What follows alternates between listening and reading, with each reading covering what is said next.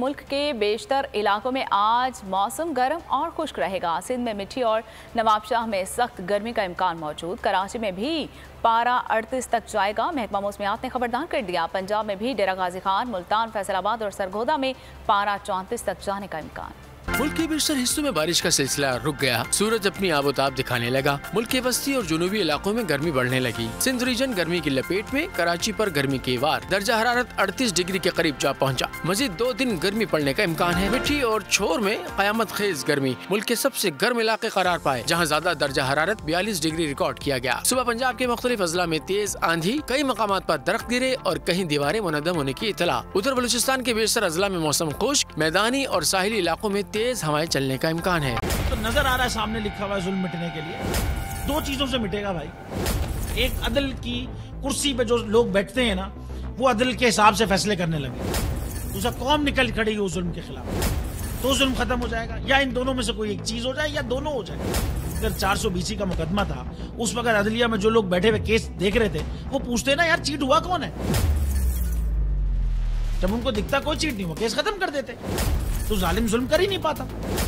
9 जजेस ने note before किया मेरे केस को यार, 1.5 साल चला। शख्सी जमानत का केस, सेम केस इस्लामाबाद में कर दिया। एक ही इल्जाम पे 2 केस हो नहीं सकते भाई।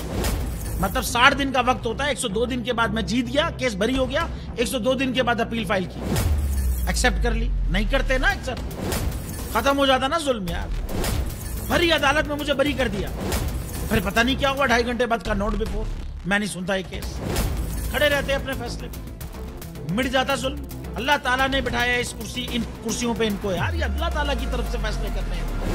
तो या तो ये फैसले आएंगे, जुल्म मिट जाएगा, या कौम खड़ी हो जाएगी जुल्म के खिलाफ। सुप्रीम कोर्ट के मंसूर अली शाह साहब जस्टिस एक ऑर्डर पास किया उनकी बेंच ने, और उस ऑर्डर के अंदर उन्होंने बड़ा क्लियर बता दिया कि जी बरियत की जो दरखास्तें हैं वो कब कब लगेंगी। उसमें से एक वजह उन्होंने बताई कि जी जब कोई क्राइम ही ना हुआ हो तो बरी कर दें, ताकि अदालतों पे बोझ ना रहे, वो केसेस चलते ना रहे। सुप्रीम कोर्ट ये मिसालें कब बनाएगा ऐसे लोगों के खिलाफ जो इस तरह की एफआईआर काट रहे हैं, वैसे ऑफिसर्स, और ऐसे लोग जो इस तरह के केसेस को जजेस चला रहे हैं।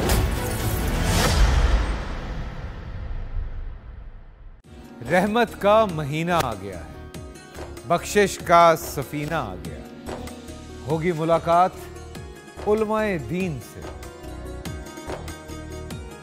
जो देंगे इत्तेहादे बैनुल मसालिकीन का दर्स।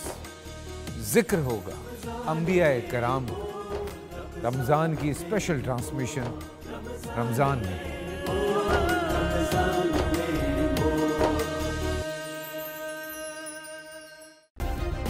सब्सक्राइब करें और बेल दबाएं ताकि कोई खबर रह न जाए।